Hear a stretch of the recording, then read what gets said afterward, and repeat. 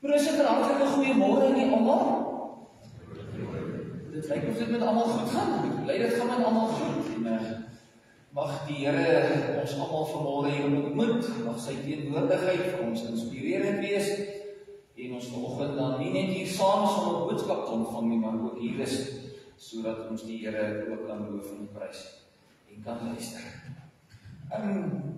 Ja, as jy enige besoekers by ons volg, van ander gemeentes, ander plekke, wat bietjie kom kuier, steek maar die hand op as jy 'n besoeker is vanmôre.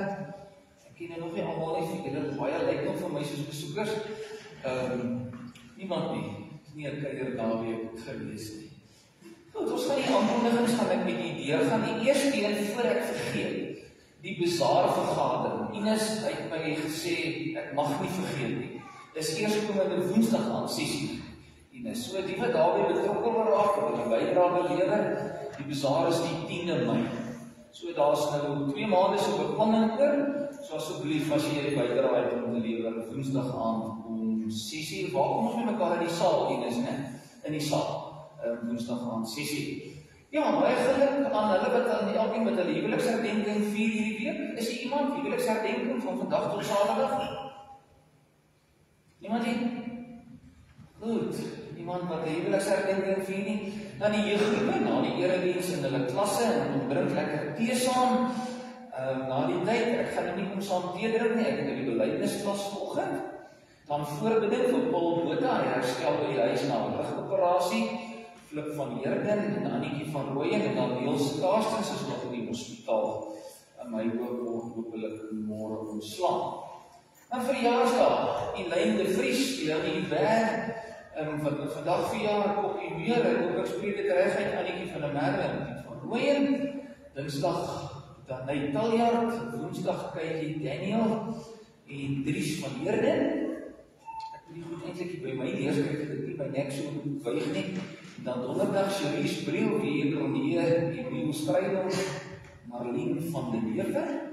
Vrydag Denise Barnard, Heidi Besuidnik en Charles Trollip. Saterdag Marina Jonker, Isa Meyer en wat is dit? Amelie, spreek ek reg uit? Amelie van der Merwe. En volgende Sondag Dian Grobler en Anton. Ja, so nou weet jy waar jy kan gaan koekie eet hierdie week. En baie geluk aan almal wat verjaar. Mag dit vir julle baie mooi en 'n baie geseënde lewensjaar wees. Ek wil vra dat jy stil word voor die Here. Sluit gou af van dit waarmee jy besig was, voordat jy hier ingekom het. Miskien het dit ook sê, ek het nou die template gekry ook met die temas vir die res van die lydenstyd.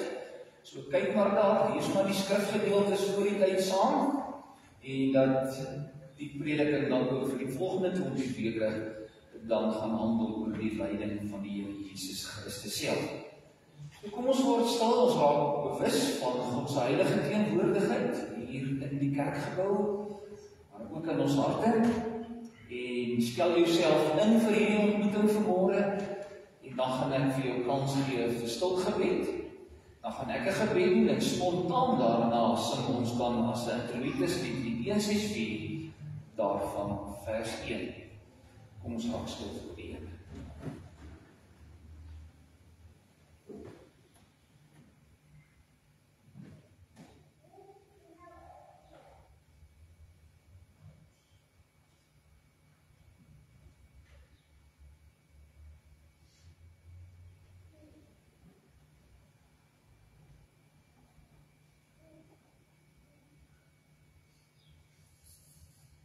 Here,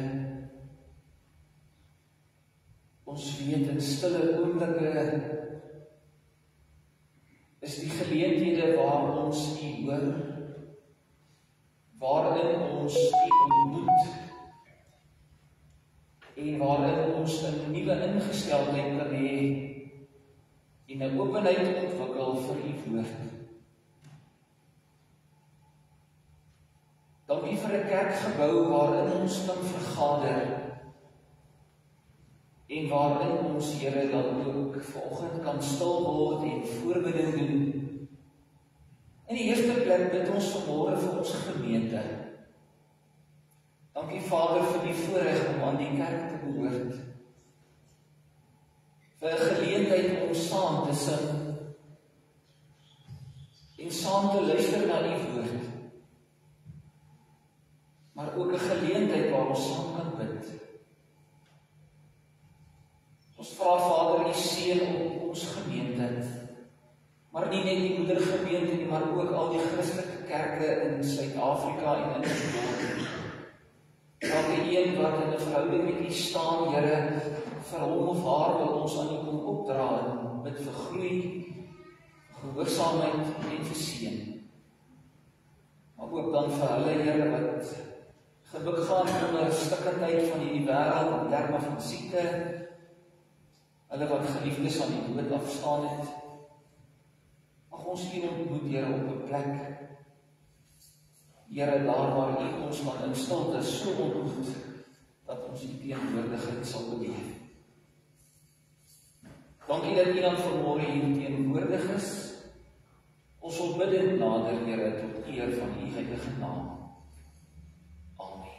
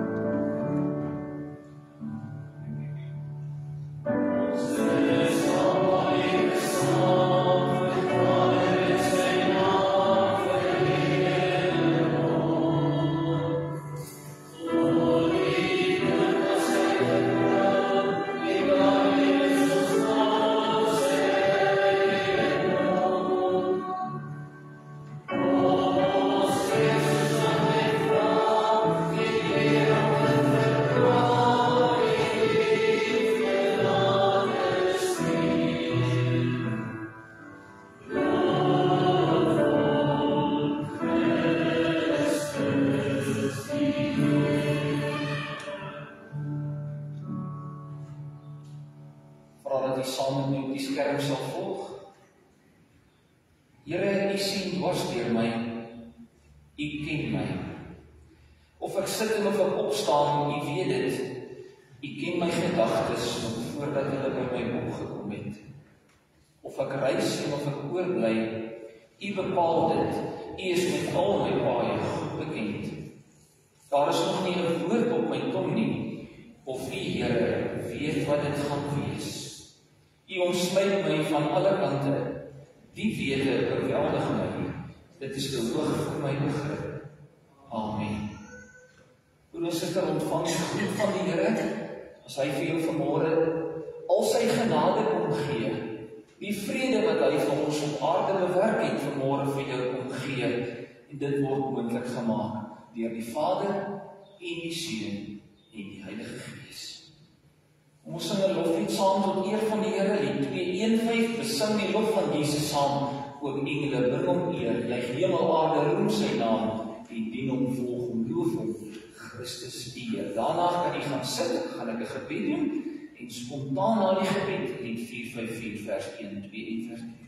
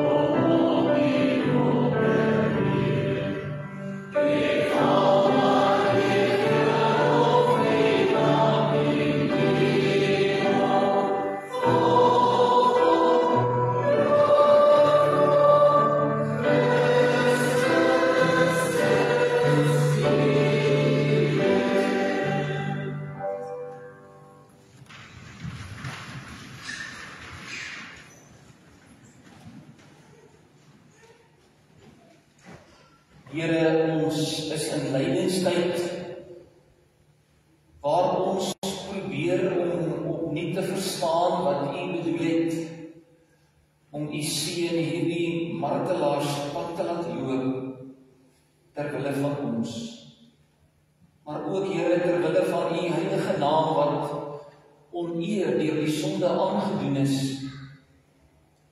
het U U seun gestuur om alles te kom herstel. Maar nie net te herstel nie, maar nuut te maak. En vir ons weer, Here, te laat begryp hoe ver en wyd en diep die liefde vir ons strek.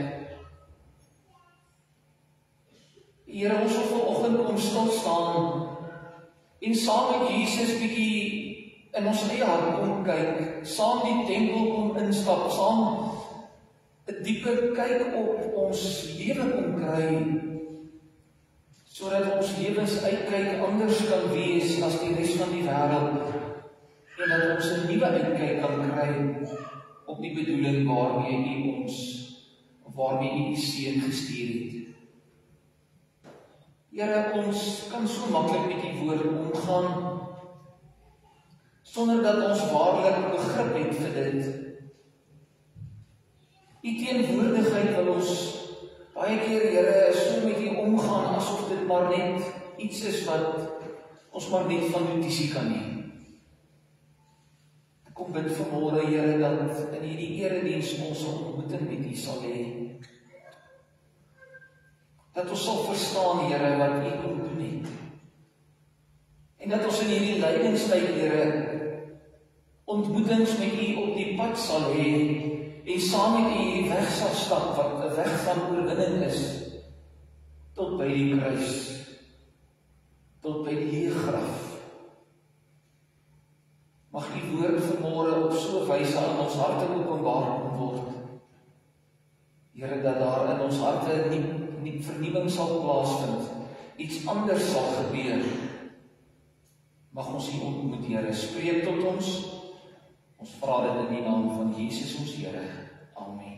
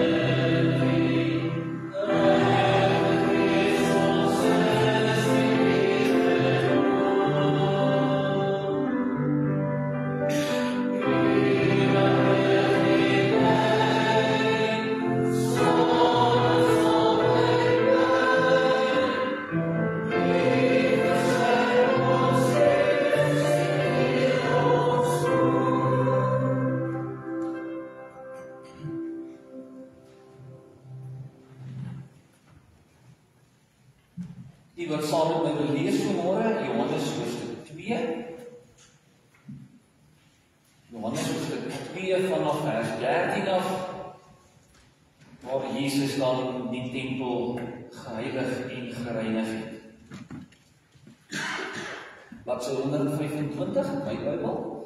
Ek lees uit die 83 vertaling. Die Paasfees van die Jode was naby en Jesus het daarvoor na Jerusalem toe gegaan. die tempelplein het hy die verkopers van beeste, skape en duwe gekry en die geldwisselaars wat daar sit. Toe het hy met touwtjies 'n sleep gemaak en almal uit die tempel gejaag, ook die skape en die beeste. Die geld van die geldwisselaars het hy op die grond gegooi en hulle tafels omgekeer. Van die mense wat die duwe verkoop het, het hy gesê, vat hierdie goed hier weg. Moenie die huis van my Vader 'n besigheidsplek maak nie. Hy het sy disippels daaraan gedink dat daar geskrywe staan, die liefde vir die huis verteer my. Maar die Jode het hom aangespreek en vir hom gesê, met watter wonderteken kan u vir ons bewys dat u hierdie dinge mag doen? Jesus het hulle geantwoord, breek hierdie tempel af en in 3 dae sal ek hom weer oprig. Die Jode sê, toe 46 jaar lang is daar aan hierdie tempel gebou en u sal hom in 3 dae oprig. Met hierdie tempel het hy egter sy liggaam bedoel. Later, nadat hy in die dood opgewek is, het sy disippels daaraan gedink dat hy dit gesê en hulle het die skrif en die woorde van Jesus geglo. Ons lees net vandag. Liewe broer en susters, oor 'n jare terug besluit ek om 'n vriend van my te gaan opsoek. Wie almal het dit al iewers in die lewe gedoen, nou ja, Loretta sal getuig daarvan, ek like om ou vriende op te soek, dis altyd lekker. Nou deesdae is dit ons gemaklik om ou vriende in die hande te kry, as ons sosiale media, Facebook is daar, en met die selfone van vandag is dit maklik om mense in die hande te kry, of ek weet van iemand, wat weet waar 'n vriend van my weet, of iemand anders wat weer weet, wat ander weet, wat ander weet, wat ander weet. Maar toe stap ek met die ou toe en ek het nou gedink, ek ken hom goed, want ek het hom vir 'n tydperk binne in my lewe goed geken.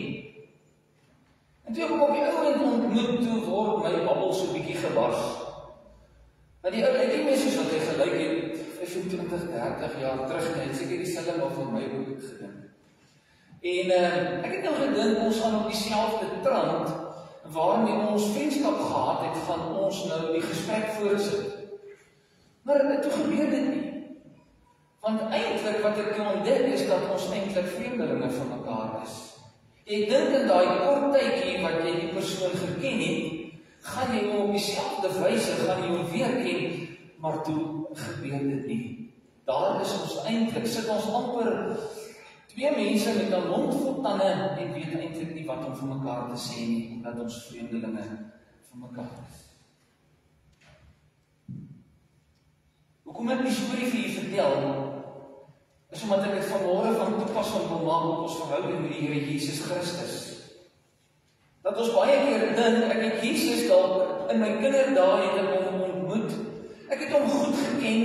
Hy was 'n goeie vriend vir my gewees. Ek het baie tyd saam met hom spandeer, maar dat dit vandag vir my voel dat Jesus vir my 'n vreemdeling is.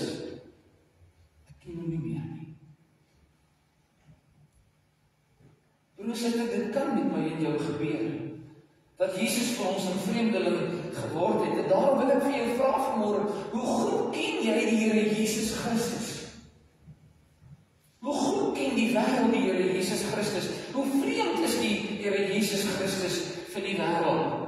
Ons is so besig, en jy sal met my saamstem dat die lewe sluk ons in, besig met my alledaagse dinge, dat ek dink ek ken die Here Jesus Christus, maar op die ou end is ons vreemdelinge van mekaar. Ons gedagtes is nie meer soos die Bybel vir ons sê, op die dinge wat daar bo in die hemel is nie, maar ons gedagtes is eerder op dit wat ons elke dag mee besig is. En daarom wat gebeur, dat ons met Jesus te doen kry, selfs binne in 'n erediens, selfs binne in my eie daaglikse lewe, en dat ek dink ek ken hom, maar dat ek hom dalk eintlik nie meer ken nie.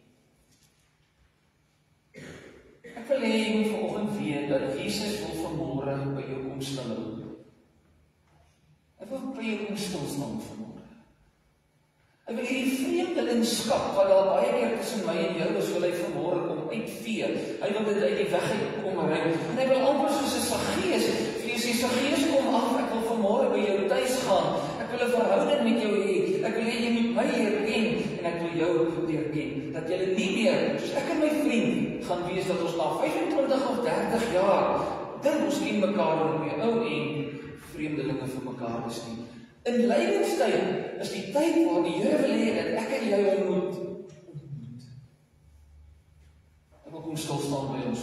Dan lees ons in Johannes 2, dat dit eintlik met die Jode gebeur het, dat hulle gedink het, hulle ken die Here Jesus, en toe is Jesus eintlik vir hulle 'n totale vreemdeling. So wat gebeur hier? Paasfees is besig om nader te kom, en die Jode is op pad na die tempel toe, op pad na Jerusalem toe, waar hulle natuurlik gaan Paasfees vier. Waaroor gaan hulle Paasfees vier? Natuurlik oor hulle redding. Hulle gaan terugdink aan die uittog uit Egipte uit toe, en dis 'n geweldige groot feesvieringe vir die Jode daar. En voor Paasfees is hulle besig om alles voor te berei. Hulle moet hulle offers na die tempel toe bring, en dan weet hulle gaan dan vir God ook ontmoet. Maar broer en suster, ek het hierdie week, ek het dit nie eens met my vrou gedeel, maar ek het in my voorbereiding net iets ontdek wat ek eintlik nog nooit regtig aan gedink het nie. En moet jy onthou, waarvan was die tempel simbolies? Van God se teenwoordigheid. So nie fisies nie, die tempel was maar net, as ons in die tempel is dit die simbool van die heilige God, is hier teenwoordig. En dit dink die Jode gaan hulle nou weer daar kry, op 'n simboliese wyse gaan God teenwoordig wees. Maar terwyl hulle daar besig is om fees te vier, hier waar God simbolies teenwoordig is, ontreinig hulle hierdie tempel, doen verskriklike snaakse goed. Ek gaan dit nou met u deel. Maar wat gebeur dan? En dis die ding wat my tussen die oë geslaan het. Toe hulle dink, God is simbolies teenwoordig in die tempel, toe stap Jesus daar. Die staan net tussen hulle, in lewende lywe. Maar hulle sien hom nie raak nie. Ek het hoendervleis gekry toe hierdie gedagte op my opkom. Hier staan Jesus, niemand herken hom nie. Hy was toch nie so vreemd vir hulle nie. Hy is gebore, hulle het op pad al saam met hom geloop. Hulle moes nog iets van hom geweet het. Hulle moes dalk al 20, 25 jaar iets van Jesus gesien het en ervaar het. En hier kom staan hy by hulle. Terwyl hulle besig is om die tempel te onteer. Terwyl hulle besig is om God se naam in diskrediet te bring, dan sê Jesus vir hulle, kyk wat doen julle? Julle is besig om van hierdie heilige plek, is julle besig om 'n rowersnes te kan maak. Nou dis baie belangrik om dit ook te weet. Hoekom 'n rowersnes? Want as jy na die tempel toe gaan, moet jy tempelbelasting betaal.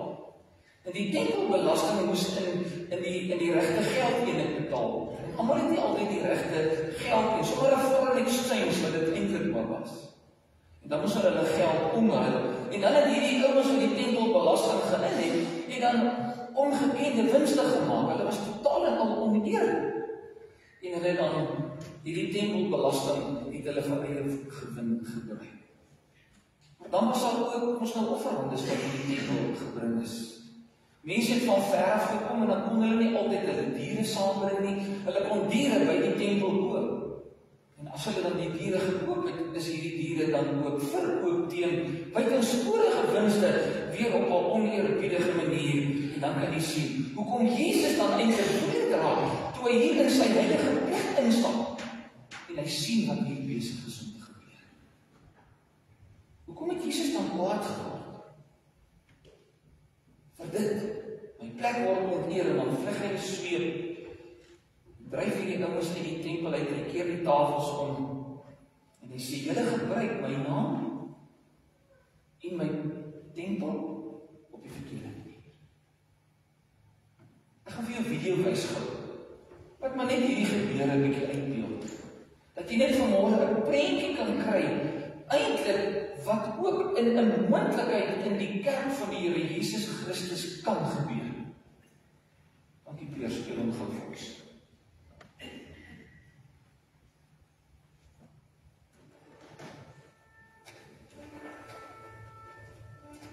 It was almost time for the Passover festival, so Jesus went to Jerusalem.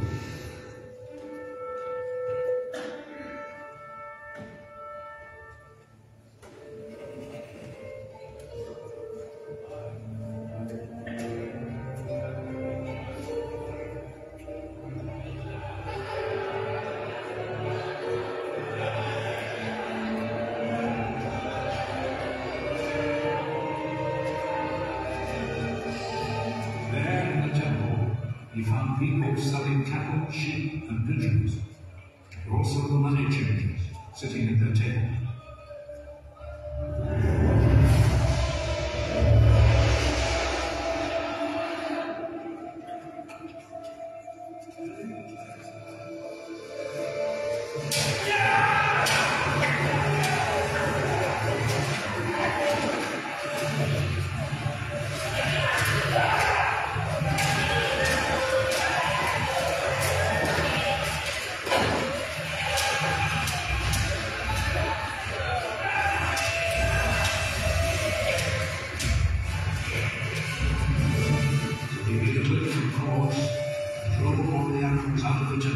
Both the sheep and the cattle.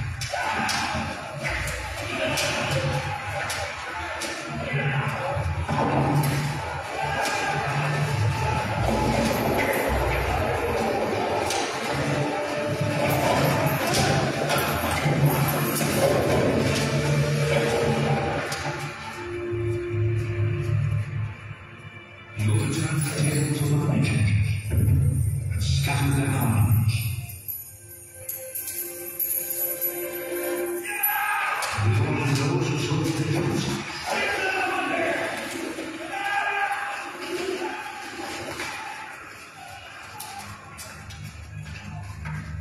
Stop making my father's house a marketplace!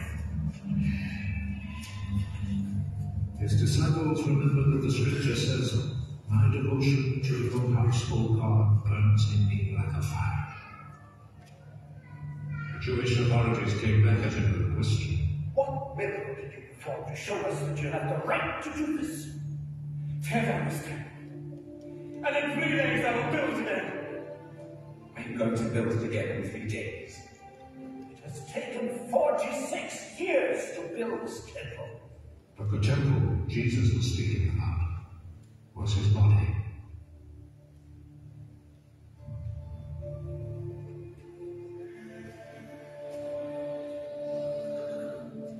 So when he was raised from death, his disciples remembered that he had said this, and they believed the scripture and what Jesus had said.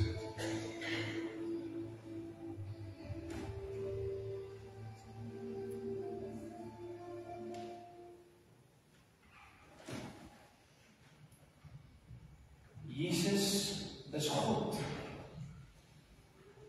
En hy verskyn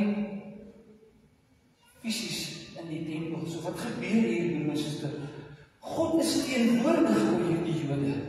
Hy kom ontmoet hulle in lewende lywe, maar hulle erken hom nie as die Messias nie. En daarom, in plaas van dat daar 'n erkenning is dat hy die Messias is, kom die vraag eerder in hulle gedoen: wie is hy? Met watter gesag gaan jy praat? Wie het vir jou hierdie gesag gegee om hierin te kan kom, terwyl hulle nie verstaan dat God die Vader vir Jesus aarde toe gestuur het, terwille van hulle nie? Dit mooi as Jesus nie so opgetree het nie, sou hy nie sy gesag op daai wyse uitgedeel het nie. Want hy moes vir hulle wys. Hy is besig met 'n proses waar hy vir hulle wys dat hy wel die seun van God is wat hulle verwag, wat hulle van hulle sonde gaan vryspreek. Maar dit sien hulle nie raak nie. Maar Jesus kom deel van sy openbaring waar hy sê, dit is ek wat nou julle sondes wil vergewe. Maar dan gaan hulle verder, sê julle, jy het nie die jurisdiksie nie. Wat 'n wonderteken is daar? Geef ons 'n wonderteken dat ons kan weet dat U werklik die seun van God is. Ons wil kan sien dat jy hierdie gesag het waarmee jy hierdie goede doen. U sien, broers en susters, wat gebeur wanneer die mens die gesag van God begin bevraagteken. Wanneer jy nie sien en ontdek dat Jesus in my en jou terme deur sy Gees by ons teenwoordig is nie. Dis dan wanneer ons soekend begin raak om iets anders begin soek. Dat ons 'n teken wil hê. Sê Here, wys vir my, gee vir my 'n teken sodat ek hierdie goed kan glo. Dan raak mense soekend. En hierdie ouens verstaan nie dat Jesus van hulle toe gekom het nie, dat dit eintlik is wat hulle binne in hulle hart begeer, maar hulle besef dit nog nie, maar hulle soek iets anders, hulle soek nie 'n verlosser nie, hulle soek nie vir Jesus nie. En as jy nie pas nie, wil hulle eintlik vir Jesus sê, dan gaan jy. Sorry, ons het nie plek vir jou nie. Ons wil nie in jou glo nie, ons weet nie wie jy is nie. Ons ken jou eintlik al soveel jare en ons weet eintlik nie wie jy is nie. Dan gebeur dit dat die Here Jesus vir hierdie Jode nie 'n direkte antwoord gee nie, maar so 'n bietjie tussen die lyne antwoord vir hulle gee dat hulle self kan interpreteer. Want Jesus wou gehad het hulle moet self ontdek hoe blind hulle is. Self ontdek dat hulle hom nie kan sien nie. Self ontdek dat hulle nie in staat is om te kan sien dat hulle verlossing voorhande is nie. En al wat hy dan vir hulle sê, vir die teken wat hy vir hulle gee, is die teken na Matteus 16, die teken van Jona, as al wat hy vir hulle sê, is jy mag gaan dink bietjie wat het met Jona gebeur. Jona was 3 dae en 3 nagte in 'n vissemaag.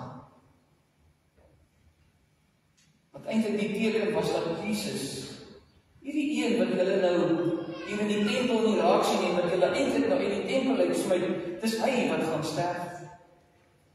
3 dae in 'n graf gaan wees en 3 dae later uit die dood uit gaan opstaan. Ek het ook vir hulle gesê, as julle nie kan glo dat Jesus of dat God by magte was om Jona 3 dae in 'n vissemaag te kan hou nie, sal jy ook nie in staat kan wees om te glo dat Jesus vir 3 dae in die graf was en op die 3de dag uit die dood uit opgestaan het.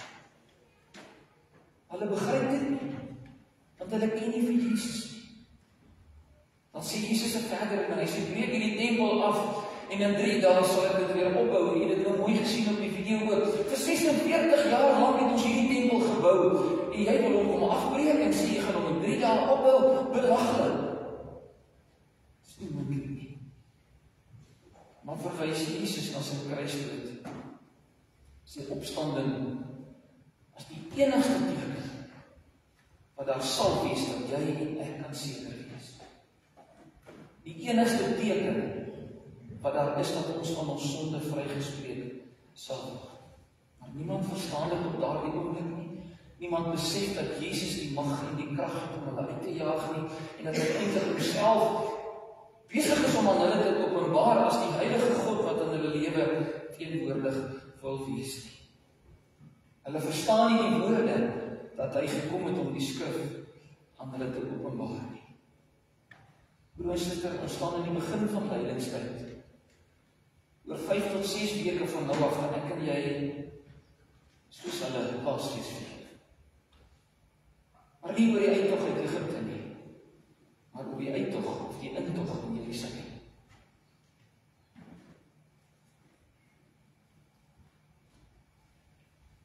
Van die verlosser, Jesus Christus. Dat ons gaan begin toon soos die disippels, dat hulle later verstaan wie Jesus is, wat op daai stadium ook nie geweet het nie, maar dat ons gaan moet ontdek. Dalk is hierdie lydingstyd in 2025 die tyd waar ek en jy, mag ek maar sê, dalk vir die eerste keer in ons lewe vir Jesus regtig gaan ontdek vir wie hy is. Dat hy nie net vir ons 'n liewe Jesus gaan wees nie, maar die Christus, die verlosser, wat ons sonde aan die kruis kon vasbytrek. Nou is my vraag, Pierre, jy kan nie daai liedjie maar opsit. Nee, jy is op die regte ene. Wat gaan met jou in lydingstyd gebeur? Wat verwag jy in lydingstyd? Ek hoop dat dit hierdie gemeente se verwagting gaan wees, dat, nou ja, Jesus gaan nie fisies hier kom instap nie. Wat gaan jy doen as Jesus vanmôre in lewende lywe hier kom instap, soos in die tempel kom instap? Gaan ons hom herken? Maar dat lydingstyd vir ons 'n tyd gaan wees, waar ons Jesus gaan sien, waar ons gaan ontdek wie hy is, dat ons gaan ontdek wat hy vir my en vir jou wil kom doen.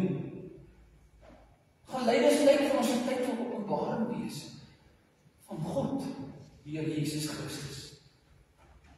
Gaan ons 'n lydingstyd voel dat ons by hom aanklank vind, dat ons hom gaan ken, of gaan hy vir ons die vriend wees, wat na 30 jaar steeds vir my 'n vreemdeling is?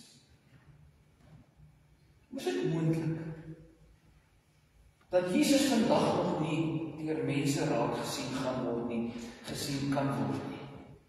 Ek dink, broer en suster, wanneer Jesus aan ons verskyn, dan soek ek en jy baie keer verskonings om hom nie raak te sien nie. Dat ons dan na allerhande tekens kom gryp, maar lydingstyd moet vir my en vir jou die tyd wees waar ons kan ontdek, hy is die beloofde Messias, dat hierdie vervulling van hierdie Ou Testamentiese belofte in ons teenwoordigheid voor ons aangesig besig is om af te speel. Dit verstaan hierdie ouens in die tempel nie. Daai belofte in die Ou Testament van Maleagi 3. Ek lees dit vir julle. Ek gaan nou my boodskapper stuur. Hy sal die pad voor my reguit maak en dan sal die Here na wie julle soek, skielik na sy tempel toe kom. Ja, die verbondsengel na wie julle met soveel vreugde uitsien, gaan nou kom, sê die Here die Almagtige. Maar wie kan die koms van die engel verdra? Wie kan standhou wanneer hy verskyn? Mag ons gereed wees om in hierdie lydingstyd stand te hou wanneer Jesus gaan verskyn. Want hy wil ons kom reinig. Die vraag is dan, waarvan is die reiniging van die tempel wat vanmôre vir my en vir jou simbolies? Dat Jesus wil kom, broer en suster, met die doel om ons skoon te was. Om alle onsuiverheid uit ons uit te kry, alle gedagtes, alle woorde, alle verkeerde dade wil hy uit ons sisteem kom uithaal. Hy wil alle boosheid uit ons kom uithaal. Hy wil ons skoon was, soos wol en soos sneeu. Dis wat Jesus wil kom doen. Dis hoekom hy aarde toe gekom het. Dis hoekom hy aan jou wil verskyn. Dis hoekom hy wil hê jy moet hom ontmoet. As dit nie gaan gebeur nie, gaan ek en jy in die duisternis, in hierdie soektog na Jesus vir ewig vasgevang wees. Want broer en suster, weet vanmôre, en ek voel baie sterk hieroor, is dat jy tog nie buite die kerk, buite Jesus Christus, soekend moet gaan wees vir jou verlossing van sonde nie. Daar's een verlosser, Jesus Christus. Daar's een pad na die hemel toe, deur Jesus Christus. Jy moet nie erg nie. Moenie Jesus plus nog iets byvoeg nie. Want hy is die enigste ware verlosser wat aan die kruis gesterf het. Hy het vir my en vir jou gekom. En hy wil hê ek en jy moet in hom gebind wees. Want wie is dan die tempel? Nou moet jy daai bruggie ook bou. Hierdie kerkgebou is nie die tempel van God nie. Die tempel van God is die kerk. Die liggaam van Christus, mense. En hy wil in hierdie tempel, in mense se lewens, kom inkom. Gaan lees maar Paulus se teologie, dat hy sê, julle is die liggaam van Christus. En daarom wil ek sommer vanmôre met u deel, wie is wat gebeur in 'n erediens? Dis die heilige samekoms van die heiliges in Christus. Wie is die kerk? Heiliges wanneer Jesus Christus vrygemaak het. En dit sal altyd die primêre bedoeling van die kerk bly, dat ons hom alleenlik moet aanbid, hom alleenlik moet dien, hom alleenlik moet eer. Kan jy nou sien hoekom Jesus hulle verdryf uit die tempel uit? Julle maak van my tempel 'n rowersnes.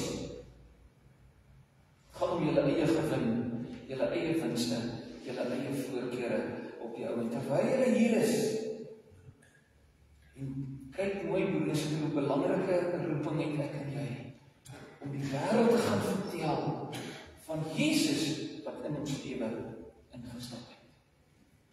Wat by ons kom stil het, wat vir ons kom roep het, wat vir my en vir jou verlos het. Daarom is die kerk, die gemeente, die plek waar ons prioriteite dan moet regkry. As iemand op 'n stadium gesê vir ons maar bietjie ons eentjies weer in 'n ry moet kry. En dat ek en jy maar weer hierdie prioriteit dat Jesus koning van ons lewe is, in plek moet kry. En om die dinge werklik te verstaan, gaan ek en jy moet besef dat Jesus by ons kom stil het. Maar die vraag is, het jy op jou moed stil gehou? Sit bietjie op ons boude en lees die Bybel. Raak stil in gebed voor die Here. Hoor wat hy vir jou wil sê. dan sal hy nie, wanneer jy hom ontmoet in sy skrif, vir jou meer 'n vreemdeling wees nie. Dan sal jy hom ken, jy sal hom herken. Hy sal 'n vriend van jou wees, 'n ware vriend, wat jou sonde doen vrykoop het. Dis waaroor Paasfees gaan. Dis waaroor die lydenstyd van die Here Jesus Christus gaan. Dis wat dit beteken, breek hierdie tempel af en ek sal hom in 3 dae weer opbou. Dat Jesus se liggaam gebreek is. Die ergste pyn en lyding wat hy deurgegaan het, sodat ek en jy sy vriend kan wees, sodat ons verlos kan wees. Kom ons maak met hom kontak hierdie lydingstyd, broer en suster. Kom ons maak erns daarmee. Ek gaan jou help hierdie lydingstyd om erns daarmee te maak. Jy het seker jou WhatsApp gekry vanoggend, waar jy by die huis 'n studiestukkie het, wat jy en jou gesin saam gaan deurgaan. Gaan ontmoet die Here daar. Gaan weet, omdat hy by my stil gehou het, sal ek hierdie week by hom gaan stil hou. Dis waar jy gaan groei. Dis waar jy Jesus gaan ontmoet. Vat daai stukkie, deel hom met jou kinders, deel hom met jou man en vrou. Bid saam daaroor. Ek gaan in lydingstyd en Paastyd, elke Sondag na die erediens, gaan ek vir jou so Bybelse studiestukkie saam in die huis doen. Mag die Here ons daartoe help, broer en suster. Mag die Here ons in hierdie tyd op so 'n wyse ontmoet, dat ons nie meer soek het vir hom te tas in die duisternis, na wie hy werklik is nie. Die Here seën jou daarmee. Amen. In Romeine 7 staan die volgende woorde. Ons sou nie geweet het wat sonde is as dit nie die wet was nie. Ons sou byvoorbeeld nie geweet het dat dit sonde is om te begeer, as die wet nie gesê het, jy mag nie begeer. As jy mooi geluister het en tussen die lyne gelees het, sal jy gehoor het dat vanoggend se boodskap eintlik maar daaroor gegaan het oor die eerste 2 gebooie. Daar's net een God en jy mag nie iets anders in sy plek stel nie. Ek lees vanmôre vir jou Eksodus 20, net die eerste 4 verse. Eksodus 20 vers 1 tot 4. Toe het God hierdie gebooie aangekondig en gesê, ek is die Here jou God wat jou uit Egipte uit die plek van slawerny bevry het. Jy mag naas my geen ander gode dien nie. Wat doen die Jode in die tempel? Hulle dien hulle self. Hulle dien nie God in die tempel nie. Vir my en vir jou kan die betekenis wees, ons dien onsself in die kerk. Dalk dien ons nie meer die Here nie, maar mag dit nie so wees nie. Tweede gebod, jy mag nie vir jou 'n beeld of enige afbeelding maak van wat in die hemel of op die aarde hieronder of in die water onder die aarde is nie. Met die derde gebod sê, jy mag die naam van die Here jou nie misbruik nie. Daar in die tempel weet hulle nie wie God is nie, hulle gebruik sy naam nie. En dan die Sabbatdag ontheilig hulle. Minister, ek gee vir jou geleentheid om vanmôre te herontdek wie God is. Gaan dit vir ons nog oor God? Hy die sentrale plek in jou lewe. Wie van ons eie belange staan voor hom? Ek gee vir jou geleentheid vir stil gebed met skuldbelydenis, waar jy vir die Here kom stil raak. En daarna gaan ek vir ons Romeine 5 vers 1 tot 8 lees oor Jesus se vryspraak. Kom ons moet stil.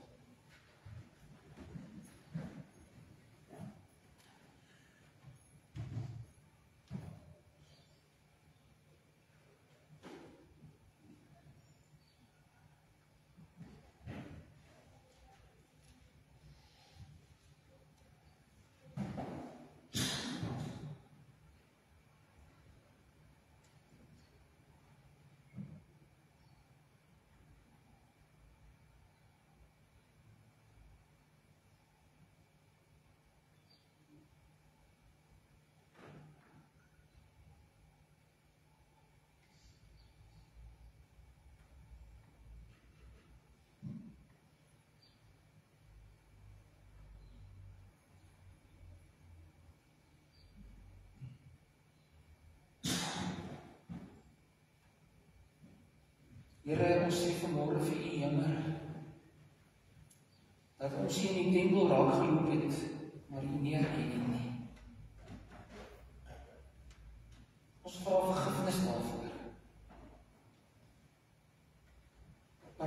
dat jy uit genade uit by sondaar mense kom stilstaan nie.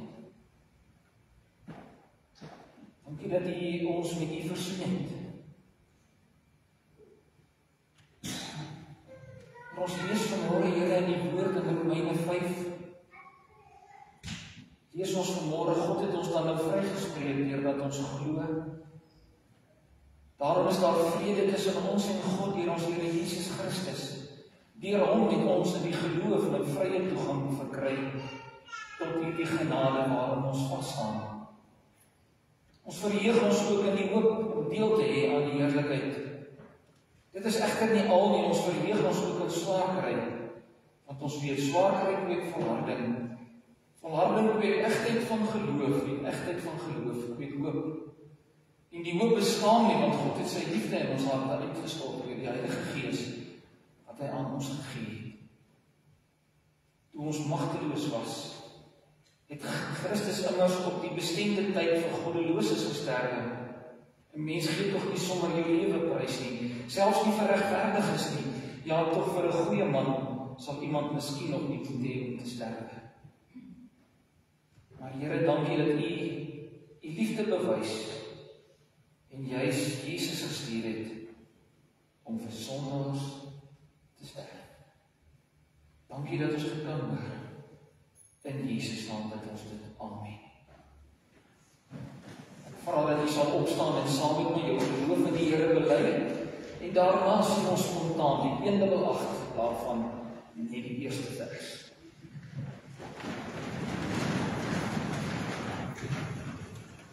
In jou hart net saam met my. Ek glo in God die Vader, hy is almagtig. Hy het die hemel en die aarde geskep. Ek glo in Jesus Christus, die enigste verlosser. Ek glo dat hy uit Maria gebore is en Maria deur die Heilige Gees swanger geraak het. Pontius Pilatus soog onder die Romeine. Hy gee vir Jesus voor om gekruisig te word. Hy beland 3 dae in die graf, is van God verlate. Maar hy staan op uit die dood uit. Hy vaar hemel toe en hy gaan sit aan die regterhand van God. Hy kom terug om te kom oordeel oor die wat nog lewe en die wat reeds gesterf het. Ek glo in die Heilige Gees, die Parakletos, die voorspraak. Ek glo in 'n heilige algemene Christelike kerk. Daar waar die heiliges bymekaar kom. Ek glo dat my sonde vergewe is. Ek glo dat ek reeds uit die dood het opgestaan het, maar dat ek ook in die vlees sal opstaan en vir ewig saam met Jesus sal lewe. Amen.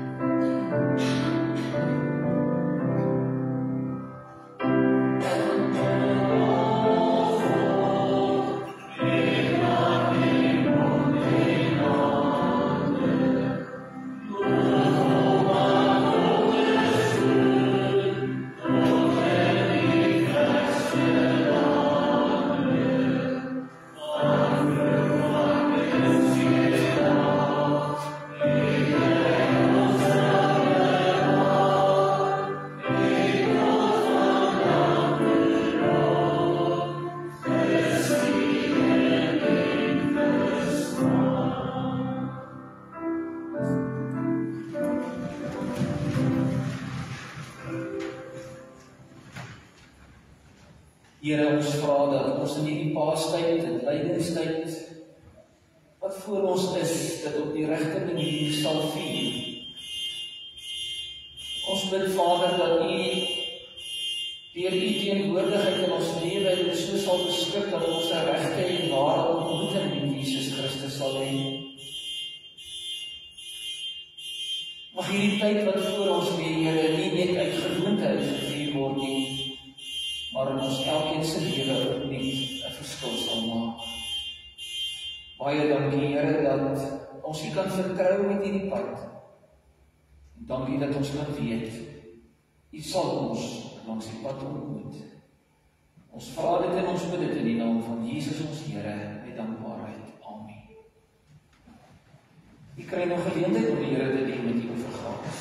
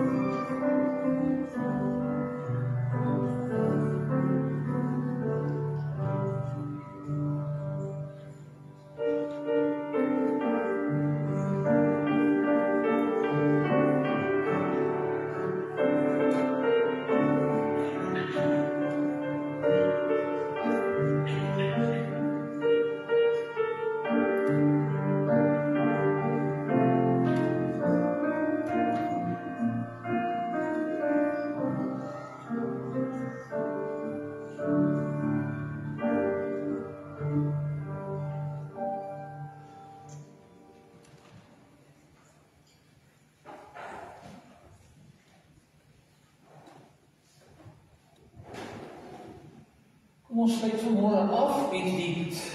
Dit is vonk 104. Dit is die ou Halleluja liedjie wat 'n vriend het ons in Jesus. Hy wat in ons plek wil staan, die woorde is 'n bietjie anders, wat 'n voorreg om gedurig in gebed na hom toe te gaan. Hoe verbeur ons soms die vrede? Kom ons in vertwyfeling net omdat ons nie ons swaar kry in gebed na hom toe bring. Kom ons sing vers 1, 2 en vers 3. Yeah.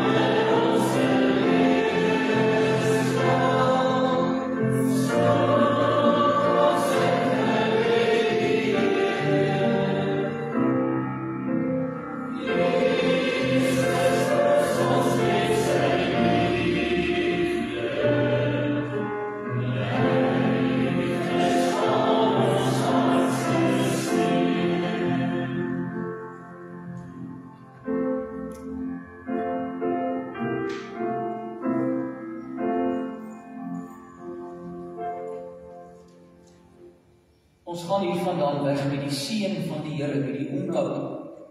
Maar die seën van die Here is geanker en gevestig in sy Seun, die Here Jesus Christus. Ontvang dit en gaan in vrede. Die Here sal jou seën en beskerm. Die Here sal tot jou redding verskyn en jou genadig wees. Hy sal jou gebede verhoor en aan jou sy vrede